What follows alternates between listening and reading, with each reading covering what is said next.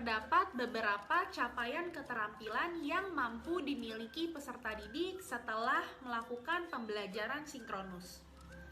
Keterampilan ini tentunya diharapkan juga akan bermanfaat ketika peserta didik terjun dalam dunia kerja. Yuk disimak keterampilan apa saja yang dicapai ketika dalam pembelajaran sinkronus.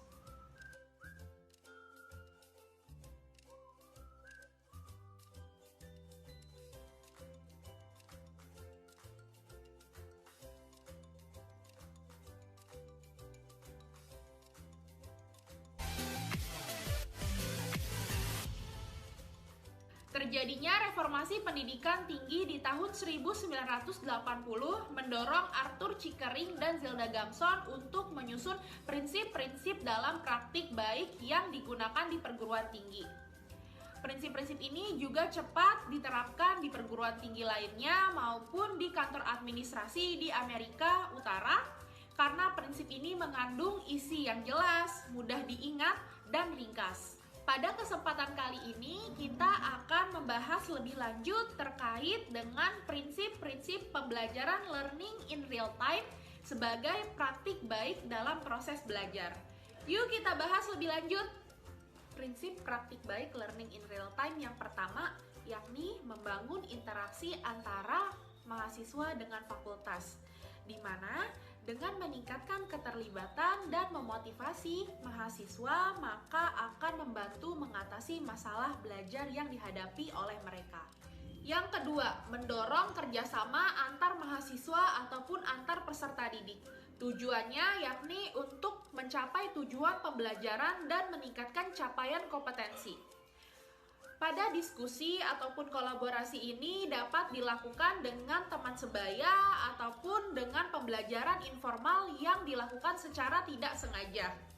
Sehingga peserta didik akan merasa lebih nyaman dan di lain sisi guru maupun instruktur juga akan lebih fokus pada kualitas pembelajaran saat interaksi.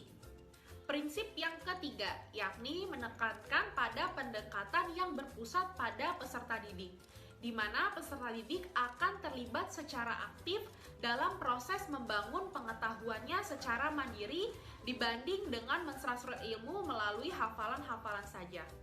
Praktik baik yang keempat, yakni dalam pembelajaran online, umpan balik secara cepat akan meningkatkan minat dan keterlibatan peserta didik sehingga dapat menciptakan pengalaman belajar secara terus-menerus yang dibangun secara mandiri. Apabila peserta didik tidak menerima umpan balik secara cepat atau feedback secara cepat, maka mereka akan kecewa dan muncul perasaan yang tidak puas. Praktik learning in real time yang kelima yakni menekankan pada waktu pemenuhan tugas, di mana membimbing dengan baik bukan hanya tugas sebagai guru ataupun instruktur, akan tetapi juga bagaimana guru dan instruktur ini mampu terlibat saat peserta didik menyelesaikan tugas mereka. Nah, ketika peserta didik dapat menyelesaikan tugas yang difasilitasi dengan baik, maka akan terjadi tugas yang bermakna bagi peserta didik itu sendiri. Praktik baik learning in real time yang keenam, yakni dengan mengkomunikasikan harapan atau ekspektasi secara transparan kepada peserta didik. Semakin guru ataupun instruktur memahami sifat maupun kepribadian dari peserta didik, maka akan semakin besar juga peluangnya untuk mencapai tujuan pembelajaran. Misalnya, ketika siswa diminta untuk mengerjakan suatu latihan ataupun tugas, maka sebaiknya guru ataupun instruktur memberikan penjelasan yang lebih eksplisit sebelum pengerjaan tugas berlangsung. Nah, hal ini mengurangi resiko-resiko yang tidak diinginkan atau terjadinya kesalahpahaman antara peserta didik dengan pendidik maupun guru ataupun instruktur. Terakhir, dalam praktik baik yang ketujuh, yakni proses pembelajaran sinkronus, sebaiknya guru ataupun instruktur ini memahami keberagaman bakat maupun cara belajar yang dimiliki oleh peserta didik. Nah, hal ini bertujuan untuk meningkatkan interaksi antara guru dengan peserta didik sehingga terjadinya juga peningkatan kualitas pembelajaran. Untuk mengatasi masalah belajar peserta didik dan tercapainya proses pembelajaran, maka tidak terlepas dari alat pembelajaran yang digunakan saat proses belajar sinkronus. Dalam buku Learning in Real Time terdiri dari 3 bentuk alat komunikasi yang digunakan. Yang pertama ada text-based tools, yang kedua ada live audio and video tools, yang ketiga ada content display and other interactive tools. Maka kita akan bahas satu persatu. Yuk, disimak. Alat komunikasi pembelajaran sinkronus yang pertama ada text-based tools. Text-based tool merupakan fitur yang paling mendasar yang berisi obrolan atau chat yang melibatkan 2 orang atau lebih secara real time.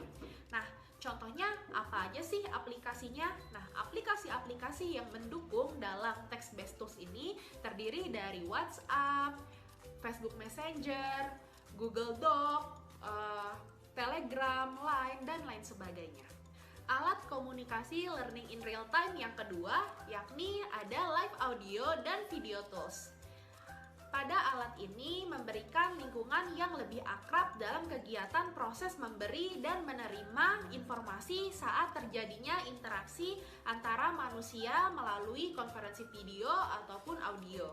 Nah, lalu ada aplikasi apa saja sih yang mendukung alat komunikasi berbasis video ini ataupun audio? Nah, yang pertama itu terdiri dari Skype, Zoom, live video seperti live di Instagram, live TikTok, dan lain sebagainya.